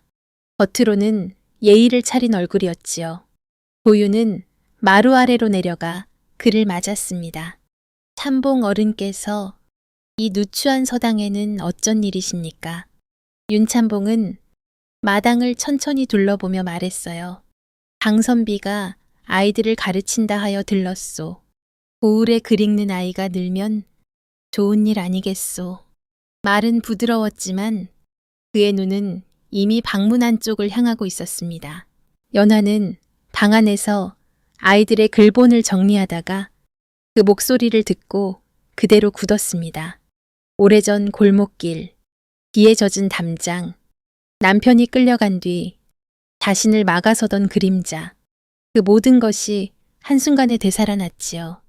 그녀는 숨을 죽였지만 손끝이 떨렸습니다. 벼루는 서안 위에 놓여 있었고 먹물은 아직 마르지 않았어요. 윤찬봉의 발소리가 마루 가까이 다가올수록 연화의 시선은 벼루 밑바닥에 묶였습니다. 윤찬봉은 도윤에게 두루마리 문서 하나를 내밀었습니다. 실은 집안 문서를 정리할 일이 있어 필사할 사람이 필요하오. 강선비가 글을 가르친다 하니 솜씨 좋은 사람이 있을까 해서 말이오. 도윤은 문서를 바로 받지 않았습니다. 관에 올릴 문서라면 관아서리에게 맡기시는 것이 옳지 않겠습니까? 윤찬봉은 웃었습니다.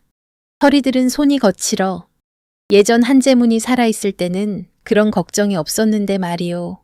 그 이름을 일부러 꺼낸 듯한 말투였습니다. 방 안에서 연화의 얼굴이 창백해졌어요. 한재문. 남편의 이름이 윤찬봉의 입에서 아무렇지 않게 나오는 순간 그녀는 숨이 턱 막혔습니다.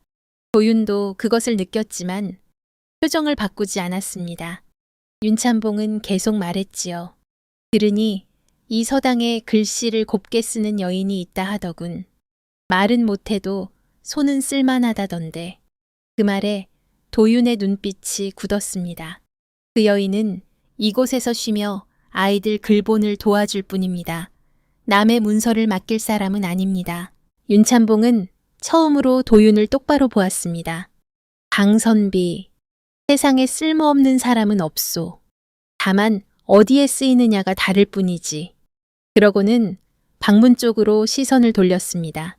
그 여인에게도 좋을 일이오. 번거리 과부로 숨어 사느니 양반과 문서를 베껴주고 품삯이라도 받으면 체면이 나아지지 않겠소. 겉으로는 은혜처럼 들렸지만 그 안에는 사람을 다시 물건으로 만드는 말이 숨어 있었습니다. 연화는 그 말을 들으며 장터 흙바닥에 무릎 꿇던 날을 떠올렸어요. 그때 윤찬봉의 시선이 서안 위에 놓인 벼루에 닿았습니다. 그는 아주 잠깐 정말 찰나만큼 표정을 잃었지요. 하지만 연화는 보았습니다. 그 눈빛 안에 떠오른 두려움과 욕심을요. 윤찬봉은 곧 평소에 점잖은 얼굴로 돌아왔지만 손가락이 두루마리 끝을 세게 눌렀습니다. 아직도 그 벼루를 지니고 있었군. 그는 혼잣말처럼 중얼거렸어요. 도윤은 그 말을 놓치지 않았습니다. 어르신께서 저 벼루를 아십니까? 도윤이 물었습니다. 윤찬봉은 웃으며 고개를 저었습니다. 고을에 소문이 났으니 모를 수 있겠소. 번거리 과부가 낡은 벼루 하나를 끌어안고 산다지. 그러고는 마치 오래된 농담을 꺼내듯 말했습니다. 허나 걱정할 것 없소. 말 못하는 계집의 글을 누가 믿겠느냐. 글씨가 아무리 고와도 입이 없는 사람의 글은 바람에 날리는 낙엽 같은 법이지. 그 순간 연화의 손에서 글본 한 장이 떨어졌습니다. 마루 위에 종이가 닿는 소리가 작게 났어요. 도윤은 그 소리를 들었고 최서방이 약꾸러미를 들고 산길을 올라오다가 마당 앞에서 멈추는 모습도 보았습니다. 윤찬봉의 말은 서당 안팎에 있던 세 사람의 마음을 동시에 찔렀지요. 연화에게는 남편이 죽던 밤의 협박이었고 도윤에게는 진실을 막는 벽이었으며 최서방에게는 오래 침묵했던 자신의 부끄러움을 깨우는 말이었습니다. 윤찬봉은 그 작은 흔들림을 알아차리지 못한 척했습니다. 그는 문서를 마루 위에 놓고 말했어요. 사흘 뒤 다시 오겠소. 그때까지 이 문서를 똑같은 필체로 깨끗이 벗겨두시오. 품삯은 넉넉히 주리다. 도윤은 문서를 밀어 돌려주려 했지만 윤찬봉은 이미 돌아서고 있었습니다. 하인들이 따라 나섰고 산길에는 그의 발소리가 천천히 멀어졌지요. 그가 사라진 뒤에도 서당하는 한동안 움직이지 않았습니다. 연화는 서안 앞에 앉은 채 두 손을 꼭 쥐고 있었습니다. 말 못하는 계집의 글을 누가 믿겠느냐. 그 말이 다시 방안을 맴돌았어요. 하지만 이번에는 예전과 조금 달랐습니다. 그 말에 짓눌려 숨기만 하던 연화 곁에 이제는 도윤과 최서방이 함께 있었습니다. 도윤은 마루 위에 놓인 문서를 펼쳤고 최서방은 낮게 숨을 들이켰습니다. 이 문서 냄새가 납니다. 오래전 그 장부 냄새와 같소. 연화는 천천히 벼루 앞으로 손을 뻗었습니다. 손끝은 여전히 떨렸지만 눈빛은 도망치지 않았어요. 윤찬봉이 두려워하는 것이 벼루이고 필요로 하는 것이 그녀의 글이라면 이제 숨어있기만 해서는 안 된다는 것을 깨닫기 시작한 것이지요. 그녀는 붓을 들고 종이 위에 짧게 적었습니다. 그가 왔다. 그리고 잠시 뒤 그 아래에 또렷이 한 줄을 더 썼습니다. 이제 내가 써야 한다. 그 글을 본 도윤은 아무 말 없이 고개를 끄덕였습니다. 최서방도 약꾸러미를 내려놓고 문 가까이에 앉았어요. 밖에서는 해가 기울고 있었고 절터 뒤편 상하늘이 서당 마당을 덮기 시작했습니다. 사흘 뒤 윤찬봉은 다시 올 것입니다. 그는 연화의 손을 이용해 자신의 거짓 문서를 살리려 할 터였지요. 하지만 윤찬봉은 아직 모르고 있었습니다. 자신이 필요로 한 그 손이 오래전 자신이 묻어버린 진실까지 함께 되살릴 손이라는 것을요.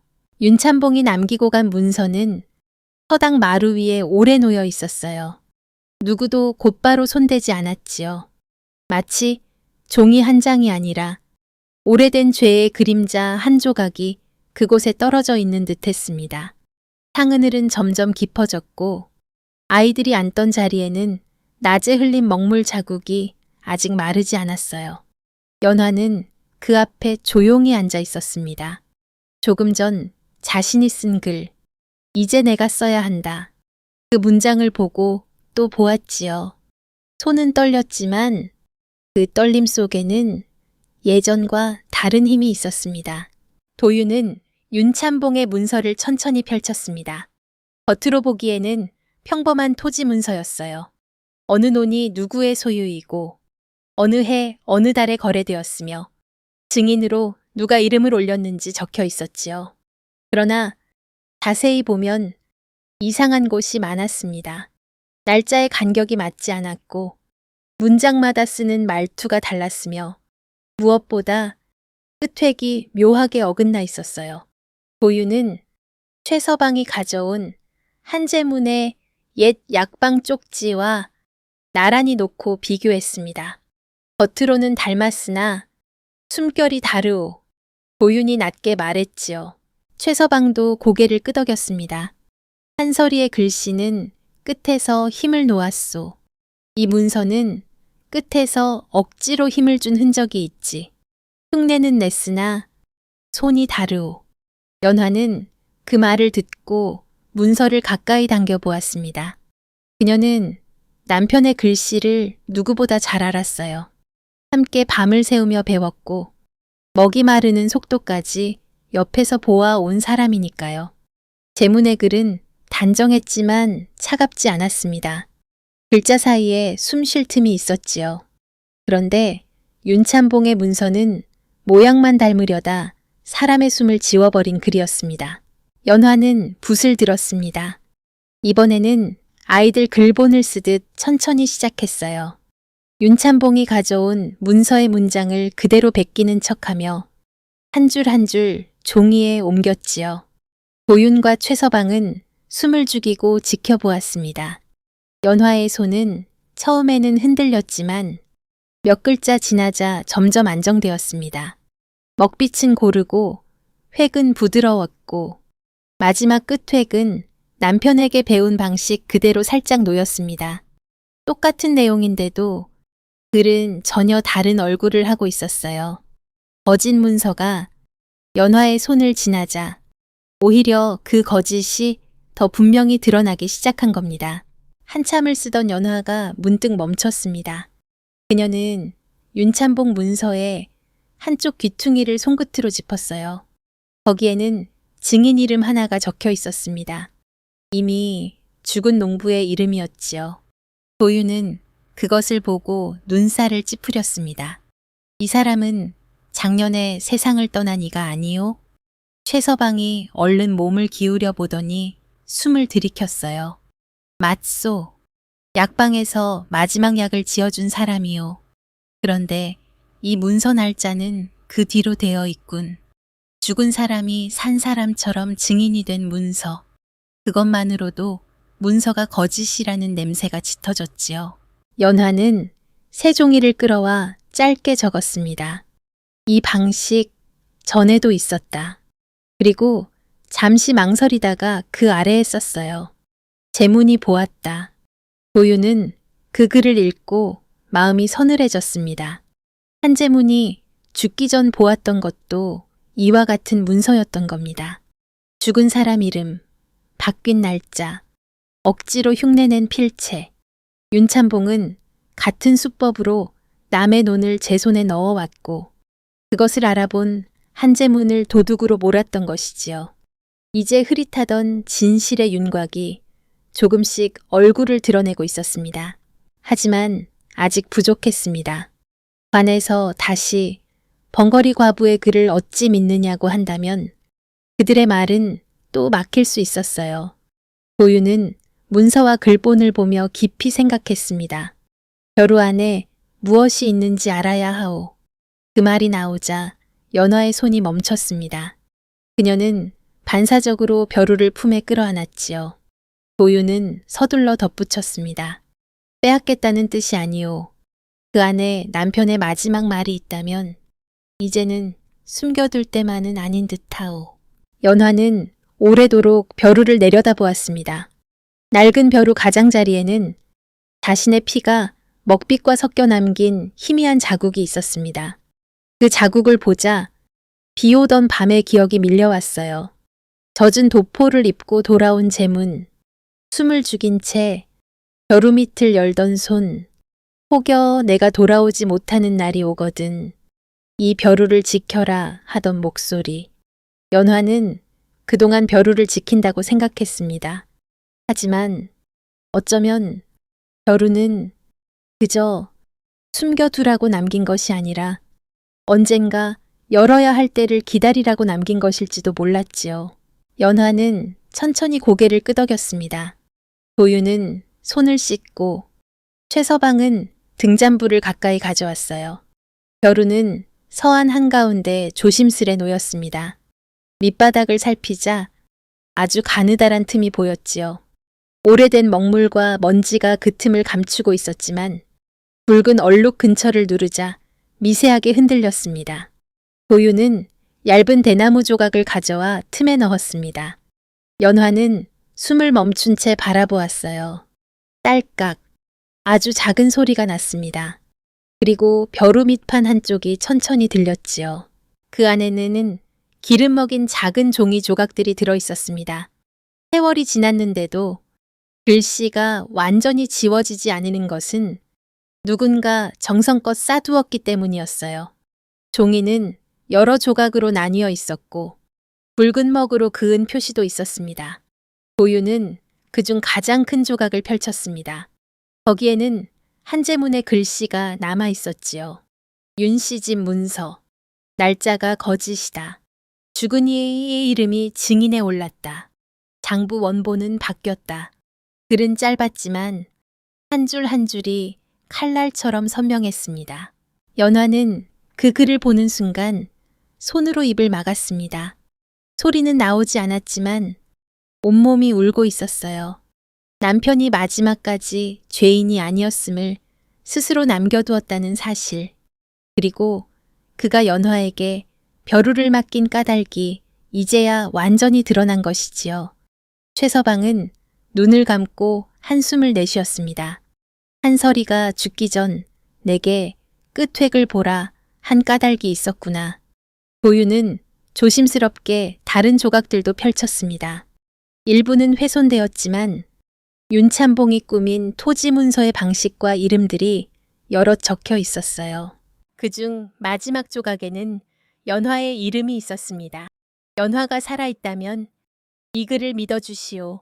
그는 보았고 나는 그에게 말하지 못한 죄가 없다. 그 문장을 보는 순간 연화는 견디지 못하고 고개를 숙였습니다. 대문은 마지막 순간까지 그녀를 탓하지 않았던 겁니다. 말하지 못해 살아남은 것을 죄로 여기지 말라는 듯 그녀의 이름을 증인으로 남겨둔 것이지요.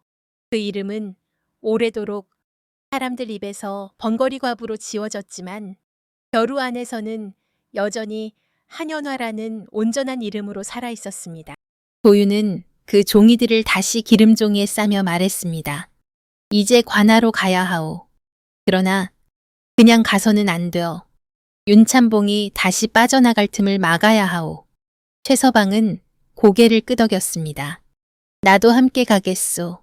한설이가 약방에 남긴 쪽지와 그날 손목을 다쳐온 일을 증언하겠소. 연화는 잠시 두 사람을 바라보다가 종이를 당겼습니다. 그리고 천천히 글을 쓰기 시작했어요. 이번에는 끊어진 문장이 아니었습니다. 자신의 이름으로 쓰는 진술이었지요. 그녀는 남편이 문서를 살피던 밤, 윤참봉이 제문을 불러냈던 일, 남편이 돌아와 벼루 밑에 종이를 숨긴 일, 다음 날 끌려가 다시 돌아오지 못한 일, 그리고 골목에서 윤참봉에게 협박받던 순간까지 하나하나 적었습니다. 글을 쓰는 동안 몇 번이나 손이 멈추었고 숨도 가빠졌어요. 하지만 이번에는 쓰러지지 않았습니다. 도유는 곁에서 먹을 갈아주었고 최서방은 등잔 심지를 돋웠습니다. 밤은 깊어갔지만 세 사람은 아무도 잠들지 않았어요. 사각, 사각. 무시종이를 긁는 소리가 서당 안을 채웠습니다. 예전에 그 글소리와 같은 소리였지만 이제는 달랐지요. 그때의 소리는 방 안에 갇힌 울음이었고 지금의 소리는 문을 열기 위해 나아가는 발걸음 같았습니다. 연화는 마지막 줄에 자기 이름을 썼습니다. 한연화. 글자 3개를 쓰고 나서 오래 바라보았어요. 어쩌면 그녀가 자신의 이름을 그렇게 또렷이 써본 것은 남편이 죽은 뒤 처음이었을지도 모릅니다. 그날 밤이 다 지나갈 무렵 서당 문 밖에 새벽빛이 희미하게 번졌습니다. 도유는 연화의 진술서와 벼루 속 문서 조각, 한제문의 약방 쪽지, 윤참봉이 맡긴 새 문서를 한 보자기에 싸넣었습니다. 최서방은 약방 도장을 챙겼고 자신이 기억하는 날짜를 작은 종이에 적어 두었지요. 연화는 벼루를 다시 품에 안았습니다. 이제 그 벼루는 숨겨야 할 짐이 아니라 세상 앞에 들고 나가야 할 증거가 되어 있었습니다. 그런데 사흘째 되는 날 아침, 윤참봉은 약속보다 먼저 서당에 올라왔습니다. 하인둘과 박두칠까지 데리고 왔지요. 그는 마루에 오르자마자 웃으며 물었습니다. 문서는 다 되었소? 도유는 잠시 연화를 바라본 뒤 대답했습니다. 되었습니다. 다만 이 문서는 이곳에서 드릴 수 없습니다. 윤참봉의 눈썹이 꿈틀했습니다. 그게 무슨 말이오? 도윤은 보자기를 들어 보이며 조용히 말했지요. 원님 앞에서 읽어야 할 문서가 되었기 때문입니다. 윤찬봉의 얼굴에서 웃음이 사라졌습니다. 그는 곧장 하인들에게 눈짓했지만 최서방이 마당 입구를 막아섰어요. 산 아래에서는 이미 몇몇 서당 아이들의 부모들이 올라오고 있었습니다. 최서방이 전날 밤 조용히 사람들에게 말을 넣어둔 것이지요. 오늘 관에서 오래된 문서 이야기가 있을 것이니 듣고 싶으면 나오라 하고요. 윤찬봉은 그제야 일이 자신 뜻대로만 흘러가지 않음을 깨달았습니다. 그러나 그는 아직도 연화를 보며 비웃었습니다. 그래 봐야 말 못하는 계집의 글을 누가 믿겠느냐. 그 말이 다시 나왔습니다. 예전 같았으면 연화는 그 한마디 앞에서 얼어붙었을 거예요. 하지만 이번에는 그녀가 먼저 붓을 들었습니다. 작고 단정한 글씨로 종이에 한 줄을 적었지요. 믿지 않아도 읽게는 될 것입니다. 도윤이 그 글을 보고 천천히 읽어주었습니다. 마당에 있던 사람들 사이로 조용한 웅성거림이 번졌어요. 윤찬봉의 얼굴은 더 차갑게 굳었습니다. 그 길로 그들은 청현관하로 향했습니다. 앞에는 도윤이 보자기를 들고 걸었고 그 곁에는 벼루를 품은 연화가 있었습니다.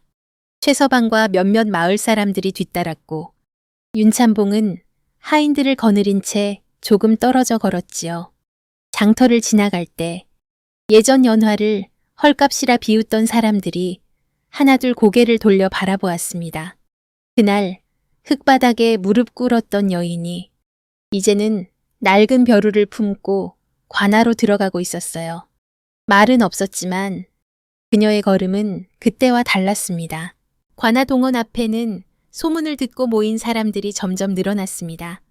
원님 이성겸은 처음에는 이 소란을 달가워하지 않았지만 도윤이 내민 문서들을 보고 표정이 달라졌어요.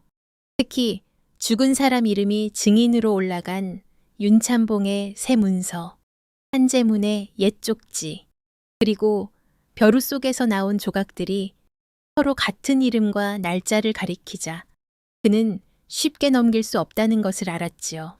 원님은 사람들을 물리고 조용히 처리하려 했지만 도윤은 고개를 숙이며 말했습니다. 이 일은 조용히 묻혀서 여기까지 왔습니다. 오늘만큼은 들을 사람이 있어야 합니다. 잠시 침묵이 흘렀습니다. 윤찬봉은 체면을 세우려 애쓰며 웃었어요. 원님, 가난한 선비와 벙어리 과부가 꾸민 일입니다. 문서 조각 몇 개로 양반가를 모함하려는 것이지요. 그 말에 연화의 손이 벼루를 다시 꼭 잡았습니다. 그러나 이번에는 숨지 않았어요. 도윤은 그녀가 밤새 쓴 진술서를 펼쳐 들었습니다. 그리고 사람들 앞에서 또렷이 읽기 시작했지요. 연화의 말 없는 글이 드디어 동헌마당에 울려 퍼지기 시작했습니다.